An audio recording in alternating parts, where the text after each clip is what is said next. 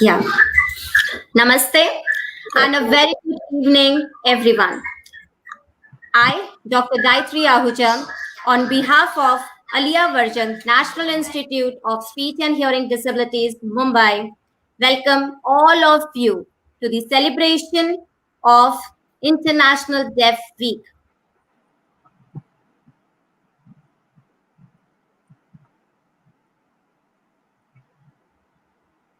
Yesterday, we had chief guest Sri Kishore Surwade sir,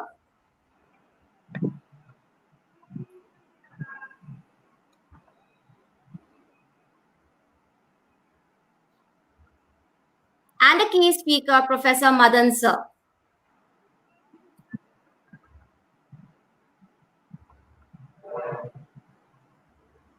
Thanks a lot for more than 600 views and active participation during the webinar.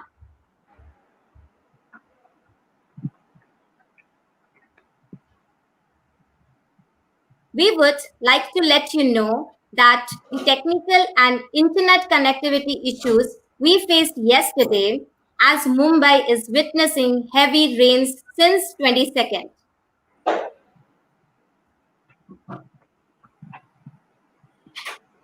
I have gone through all the comments of yesterday's webinar. Thanks for that.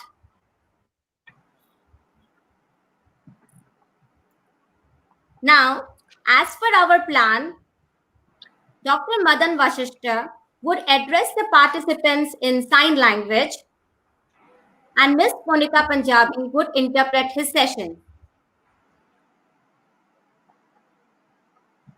Now, Dr. Madan's laptop was having some technical issues and he was unable to download Chrome as required. Hence, at the last moment, we arranged a video and Dr. Madan had to speak during the session, for which he was very upset and disappointed. My sincere apologies that I could not mention this earlier yesterday due to multiple technical issues. I understand that many might misunderstand our efforts as not promoting sign language.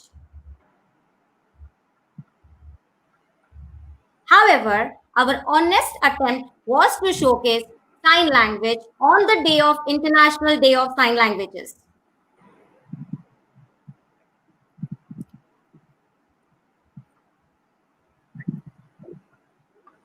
In our webinar, there is a mixed group of individuals with deafness.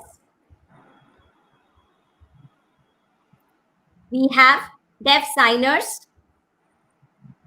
partial signers, and oral deaf. This is to basically inspire deaf individuals, deaf communities to identify strengths,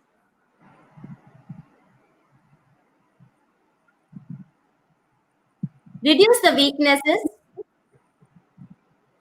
explore opportunities,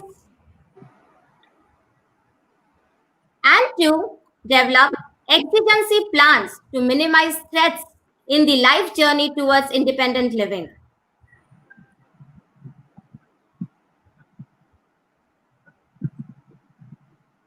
The purpose of this webinar is to only understand their journey towards independent living and not on communication methods. We, NISHD, respect all the modes of communication.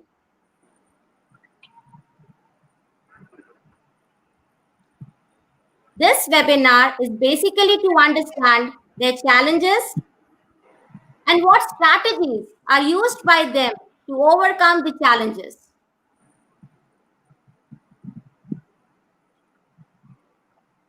Professor Madan is guru for many and he has done immense work in the field.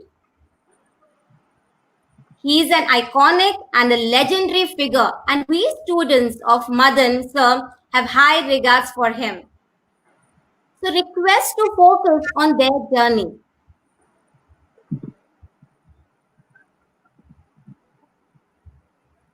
Today, we have with us Dr. Hari Mahalingam,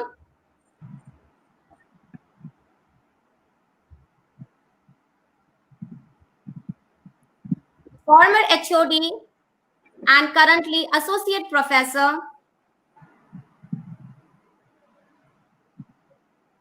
Department of Chemical Engineering, Karnataka. And Ms. Konika Punjabi, Director IDBA, will be Sign Language Interpreter. Thanks, Madam, and welcome, sir. Now I request Mr. Navnath Jagdare, sir, to formally introduce our key speaker, Dr. Hari, sir.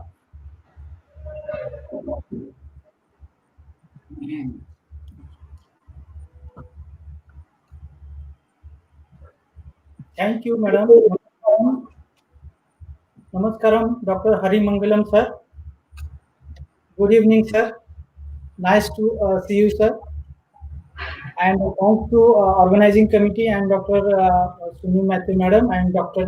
Gayatri Ahuja, Madam, to give me opportunity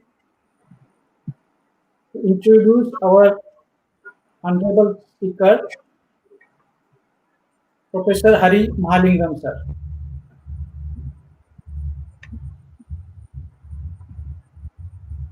Professor Hari Mahalingam, sir, is the professor, former HOD and currently associate professor of the Department of Chemical Engineering, National Institute of Technology, Karnataka. From June 2015 to till date.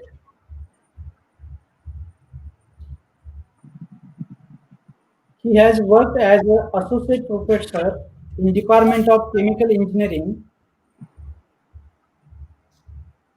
JP University of Engineering and Technology, Guna, MP, Madhya Pradesh.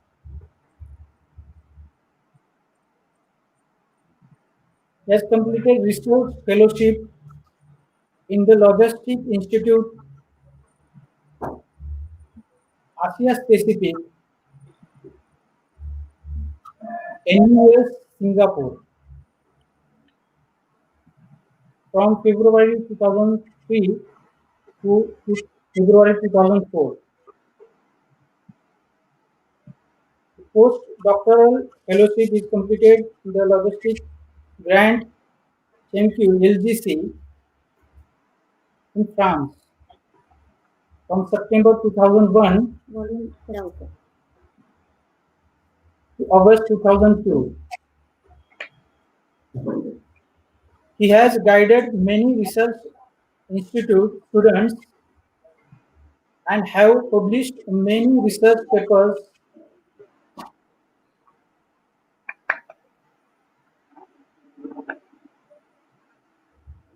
So thank you very much, Dr. Hari Mahalingam, sir, to give us his valuable time. And now I am requesting to Gayatri Madam to start the sessions. Thank you. Thank you, Navnath, sir. And welcome, sir, to the live YouTube thing. And we would like to know your journey towards independent living.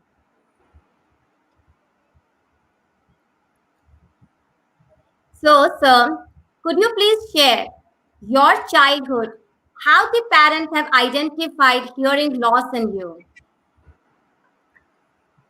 Thank you, Dr. Gayatri. Really a pleasure to be here on the occasion and share my inputs on this particular occasion of International Deaf Week. As you have rightly mentioned, the objective is to go towards independent living. So, what are the challenges that we face in our usual day-to-day life if we are having a hearing problem? Okay. Now, coming to your specific question, that how did the parents identify the hearing loss in me? Actually, you may be surprised to know that my parents never suspected I had a hearing loss. Because I sort of communicated with them very well they never felt that I had a hearing problem for at least the first 3 years of my life. It was only my maternal grandfather who suspected that I may have a hearing problem. And what happened was he brought back a radio from international trip, and I was playing around in the house, and suddenly I took the phone and kept it took the radio, the small portable radio, and I kept the radio close to my ear, and I started enjoying the music. Okay. Then my grandfather told my parents that, okay, I think your son may have a problem. Take him and get him checked up. Okay. So the first thing is that parents mostly don't have a clue that something is wrong with the child unless they are trained to observe, unless they have been told to look for certain signs that there may be a problem in your child. They usually don't suspect it at all. It Yeah. usually comes as a result of somebody else telling them that something may be wrong with your child. Could be Yeah. your parents, it could be your school teacher, it could be anybody. So that is how hearing loss was first identified in me, and then after that, suitable corrective action was taken. Okay. So that means your parents and your grandparents were involved in identifying the hearing loss in you. So Yes. how did you pursue your school and college education? How did Okay. school support you? Okay. Initially, my schooling was in a school called Little Woodford School, and now the school is presently known as Bala Vidyalaya. Okay, yeah. And this particular school was founded in 1969 by two teachers called Mrs. Saraswati Narayan Swami and Mrs. Menaka Parsasarathi. So initially, these two teachers were the main influences in my life, and they schooled me to make me to speak a particular language, whether it is English or Tamil or Hindi. They Hmm. somehow trained me to speak a particular language, and in my case, that was English. Okay. After 4 years in that school, I then moved to a normal mainstream school where I completed my education like anybody else, like a normal person. I joined directly in first standard, and I gradually got promoted all the way up to 12th standard, and that is how I completed my education in a normal school. Okay. Okay. So, what do you think the role of parents in your education means? What is the role of parents in your education? So the role of my parents in my education is tremendous. Okay. Both parents played a very key role in my life, and one parent would take me to school and drop me back, and the other parent, it was basically my mother, she used to talk to me even after school hours. So the Okay. point is that education doesn't stop when you come out of a school. It Yeah. continues even after you have reached home, and all the parents, your siblings, your relatives have a crucial role to play in this particular effort. So they should keep on talking to the child, keep on engaging the child, and Yeah. trying best to make the child to become better and better in communication, because that is the Yes. ultimate aim. If you want to become independent later on, you have to communicate very well. Yes. So True. my parents played a very huge role. They supported me, and then they were responsible for most of what I am today. Right. Rightly said, sir.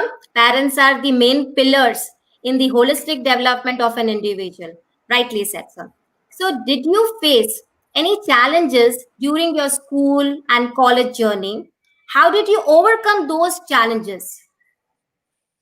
Yes, that's a very good question. This is a question that applies to most of us, because we would have had some difficulty at one point of time or the other when we were in school or college. But funnily enough, I never faced any significant difficulty during my school education because the teachers were very supportive.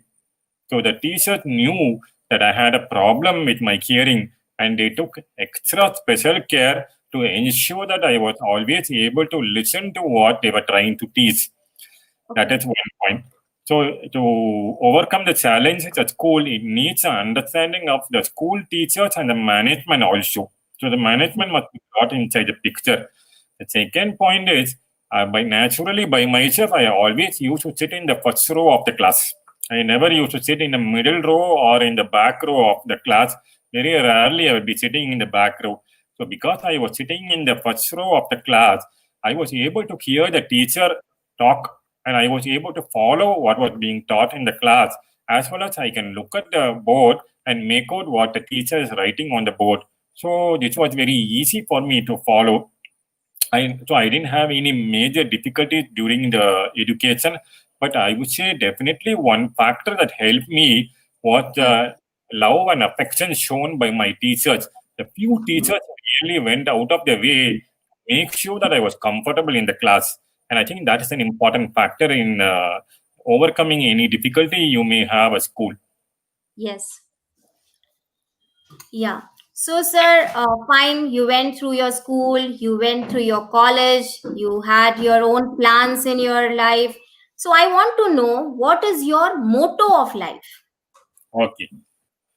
My motto is rather very simple, because now I have so much experience, so I've sort of kept my motto very simple. My motto is basically to be positive always Hmm. and to help anybody as far as possible. I Yes. know may sound funny. What is it? Person, I have a hearing problem. I need help. Mhm. But instead, I don't think in that way. I say, okay, fine. If I can help somebody, let me try to help somebody to the best of my abilities. And generally, always be positive. So that means I never think about the negative aspects of whatever has happened in my life. And I always prefer to focus on the positive aspects. That's very right, sir. And it's a learning lesson that कितनी भी परेशानियां आ जाए, हमें positive attitude से काम करना चाहिए. Rightly said, sir. So I have gone through your CV, and I came to know that you have guided many PhD scholars as well. So what is your experience in guiding PhD scholars? Yeah, that's a very good question. First of all, I am really thankful that I had so many PhD scholars in my life. So I would say that I am blessed to have the PhD scholars in my life. And rather than me teaching the PhD scholars, I would say it is a PhD scholar from whom I learn. Yeah. So it's basically a two-way exercise. Whatever knowledge I have, I share it with my PhD scholars, and whatever difficulties they have, I learn from their difficulties as to how to solve their difficulties in the progress of the research. So that way, I have been very blessed to have excellent PhD scholars who are very intelligent, who are very communicative, and who understood me as it is, who accepted me for what I am. They did not complain that, okay, I have a hearing problem. Okay, sometimes I'm not able to hear properly. Okay, Hmm. sometimes I'm not able to understand what he's saying. They never complained about this one. They always love to interact with me, and they love to, make the interaction more productive, and always about what to do next. What is the next part to do? So in that way, I found it great fun. I never had a dull moment when guiding my PhD scholars. So I never had any difficulties when guiding my PhD scholars. And I would very humbly say that I have rather learned a lot from them than they have learned from me. Yeah. So it's like, sir, it is a two-way process, teaching and learning. We learn a lot from our students. Like during this COVID-19 pandemic, I have learned a lot from my students, how to use the StreamYard, Cisco WebEx, Zoom, how to do live YouTube. Thanks to Uttam, Pavan, they have taught me so much. So teaching is like two-way process communication. Rightly agreed to you, sir. So, sir, your CV says so much about publications. So, can you share few of your researches? Yes, of course. Um, Publications are, integral part of academic life. If you don't have publications, it is a kind of mark on your competency, and so Hmm. therefore you have got to publish as much as possible nowadays. This is the culture of academic research. Having said that, I would say again, I would give the credit to my students. I should say just now my students are intelligent, so I would give the credit to them that they were able to publish so many very good quality publications with me. I have always tried to organize my research about some particular theme, and of late I have become interested in two broad themes of research. The first theme of research is focusing on the water purification. Okay. As you all know, that drinking water is a big problem today, and probably it is going to be one of the bigger problems in the next 10 to 20 years. So I have become interested in exploring catalytic technologies for the treatment of polluted water to make them into pure water or even perhaps drinking water. So that is one theme of my research, and I have been very successful in publishing a lot of papers on this particular field. The other theme of research is that I am also interested in some industrially relevant problems, like, for Okay. example, pulp and paper industry or pharmaceutical industry, where I try to develop a mathematical simulation of the problems that they are facing in the industry and try to come out with some simple guidelines on how they can perform the operation better. Okay. So this is the kind of two broad themes of my research, and I'm really fortunate that I had good students to help me to develop my area of research. Though your area of research is different and our area of research is different, we usually do research in special education and deafness, their academic achievement. So I could understand only little bit of your research, but I am happy that people focus on their research publication. That is the need of the hour. So, sir, like everybody, I feel we have role models. Like Professor Madan sir is my role model. I have learned lots from him, and the learning will go on and on and on. So, who are your role models? How did they influence you in your personal and professional life? It's a very good question. The role models I have had are plenty. Okay. It is again my fortune. I would consider it my good fortune to have a fair number of good role models in my life who have made me what I am today. Yes. The first role models are obviously my parents, beginning with my parents, my father and mother, who supported me at each and every step of my life. The Okay. second set of role models are Saraswati Narayan Swami and Menaka Pathasarathi. And you may be aware that Saraswati recently passed away in July of this year. And it's hard to believe that she is no longer with us. But she True. was such a huge role model in my life. Menaka also was very good for me, but I don't remember much about Menaka when I was a small child. But Okay. after when I was growing up and when I was sharing my journey along with my Bala Vidyalaya, I used to meet Saraswati and Narayan for me more often. And I really came to understand her and know her and respect her. And the way she used to talk with me was so different from how it was when I was a student in the school. Yeah. And she was really a fantastic role model for me. I really I enjoyed interacting with Mrs. Saraswati Narayan Swami, and I hope that her blessings will be there for all the deaf children to come up well in their life. Yeah. She Sure. was one person who fought, ceaselessly for the benefit of the deaf children. Hmm. To my professional life, I have two role models who molded me into what I am today in my professional life. And the first role model is a former vice chancellor of JP University, Professor N.J. Rao. And he was a person, former faculty from IIT Roorkee, and he had such a vast experience. And he shared that experience with me very generously and always used to point out that I needed to improve in certain areas. I needed to do this thing, I needed to do that thing, and I always need to keep moving from one level to the next level. So that was a very huge role model I had. Yeah, another Okay. role was Professor K.K. Tiwari, a retired professor from Institute of Chemical Technology, Mumbai. Hmm. He used to come often to Madhya Pradesh, and whenever he was there, we used to have a lot of discussions. And he had a very vast experience both in academia as well as in industry. And once again, he was very generous with me in sharing all this experience. So I really give a huge vote of thanks to the role models that I've had in my life. And one thing I have learned from the role models is that if you ever have a role model in your life, you must trust the role model completely. Yes. Whatever the role model says, you must follow it blindly, and you must not question why the role model is advising you to do like this or like that. Right. So it is Agree. very important to have a warm personal relationship with your role model, trust them completely, and try to follow whatever they are advising you to do. That is what I have learned from interaction with my wonderful role models. Right. Sir, you mentioned Saraswati Madam. I don't think so. Those who are watching this live YouTube, anybody can ever forget Saraswati Madam.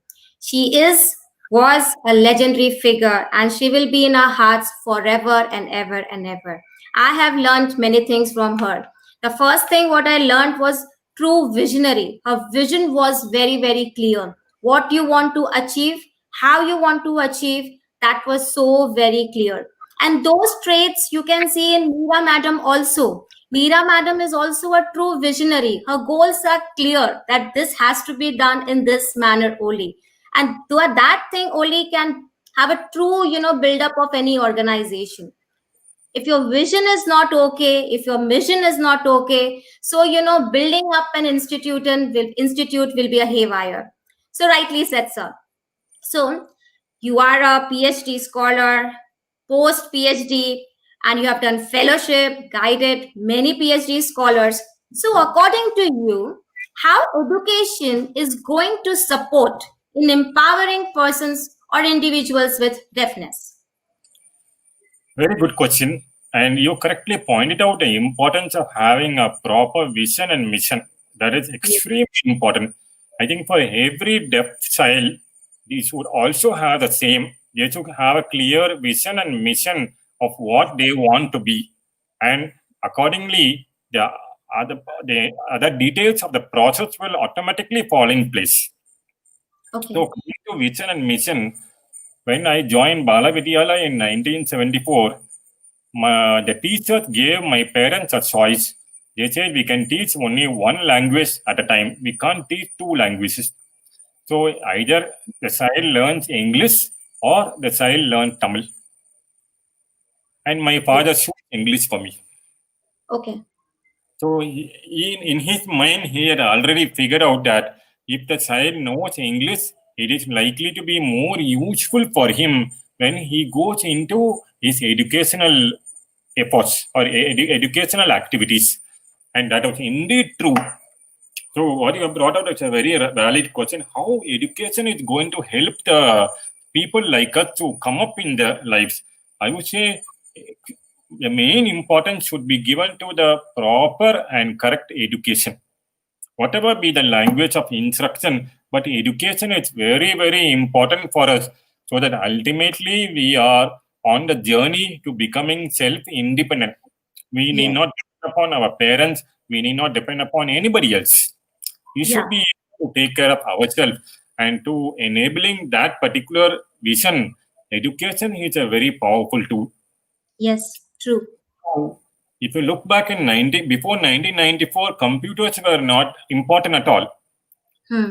But once 1994 came, computers started coming in a very big way, and now computers have become an accepted part of our lives. True. There are plenty of jobs have been created by the computers, by the application of various softwares and computers. So that is one area where the deaf children can definitely take advantage of, to get Yeah. trained in computers, to learn as many skills as possible, so that that will help them in finding a nice job.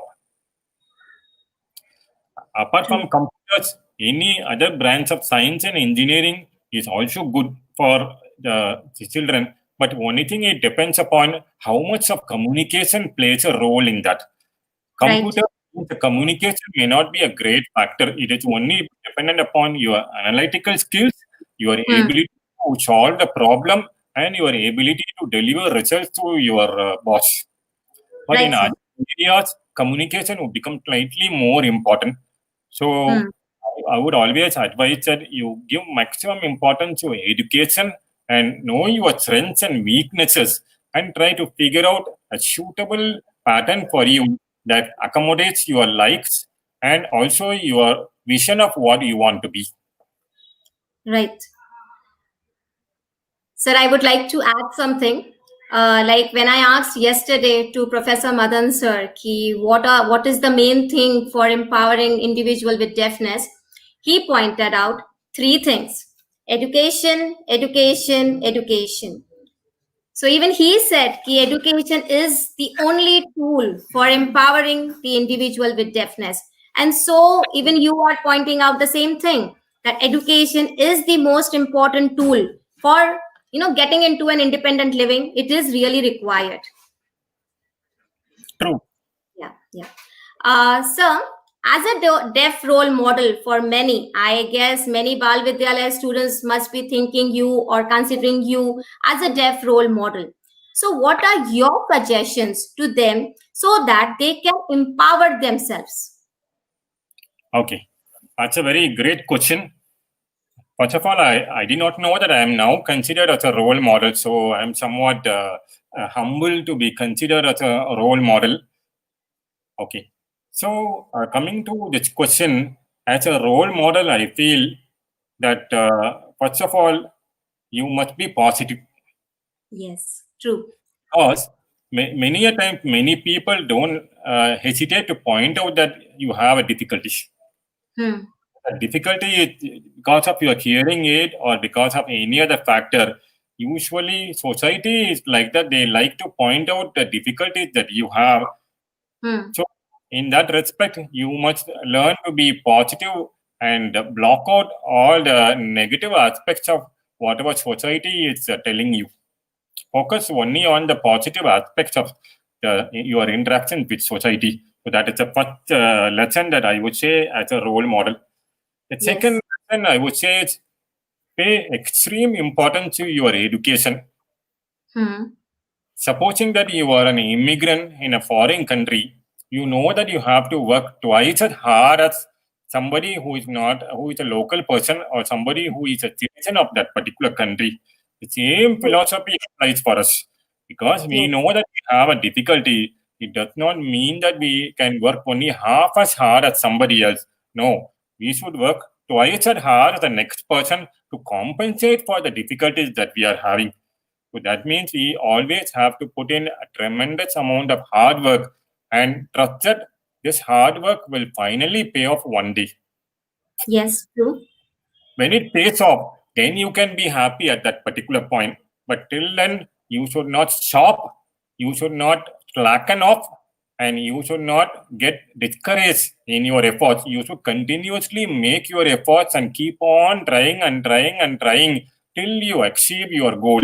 And that is always connected with what vision you have for yourself. Everybody must have a clear vision for himself or herself, maybe in consultation with your parents, with your teachers, etc. Your role models, your mentors, whoever is there to advise you, but you must have a clear vision of what you want to be. When you have that, your work and your efforts will ultimately pay off. For Right. example, when I was in the third year of my engineering college, I knew that I wanted to become a teacher, and I am a teacher today. Hmm. I had a very clear idea that this is the suitable path for me. This is the path where I can succeed on my goals, and the rest I will see later on. But I knew that I had to become a teacher when I was in third year of my engineering college. Okay, so Yes. that is the second point. The third point is please make use of computers as much as possible. Hmm. Computers are a great enabling tool. So the earlier you're more comfortable with computers, the earlier you understand the applications of computers, the Yeah. better you're able to figure out all the connections between what computers can do and how you can do your work, the better it is for you. Yes. Better it is for you, and that will give you an extra edge over a normal person who has not thought about these aspects.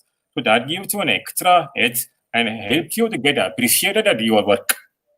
So that is the key point. So these are the three small lessons I would like to share as a role model. Okay. Sir, you have given a full gist of a positive psychology branch. So you gave the whole positive psychology stream in just a few nutshell, that this is all about positive psychology and nothing else.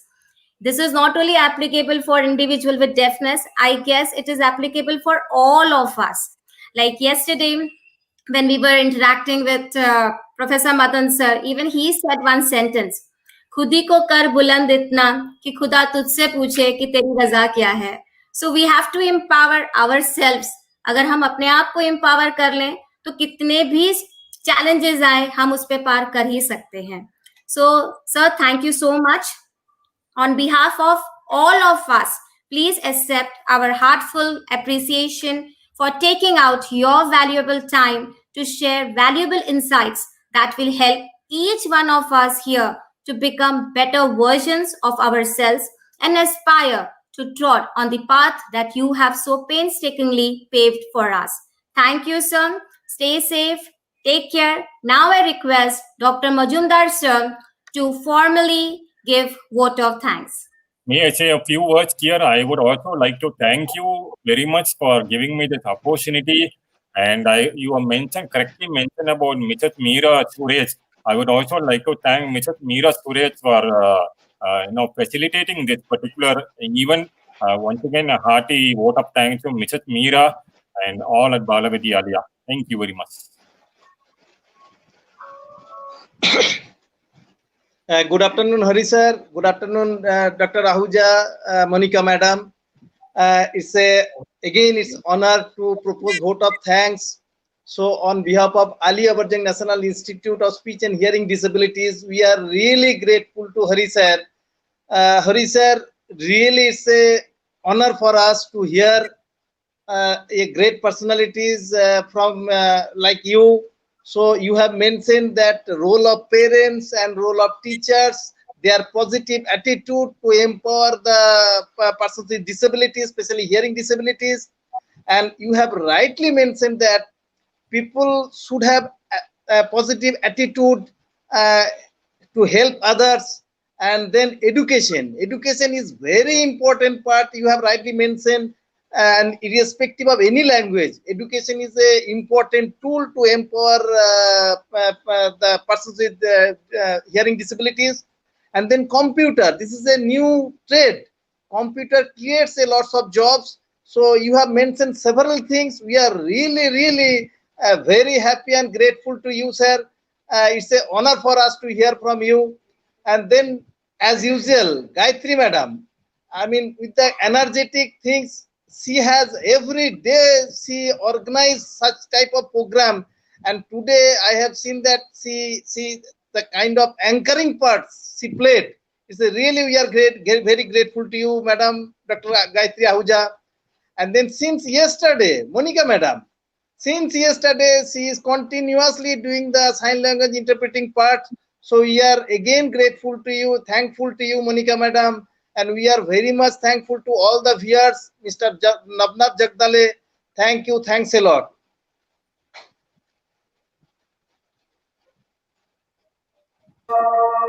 Thank you, sir. Thanks to Dr. Suni Matthew, our director, madam, and thank you to organizers.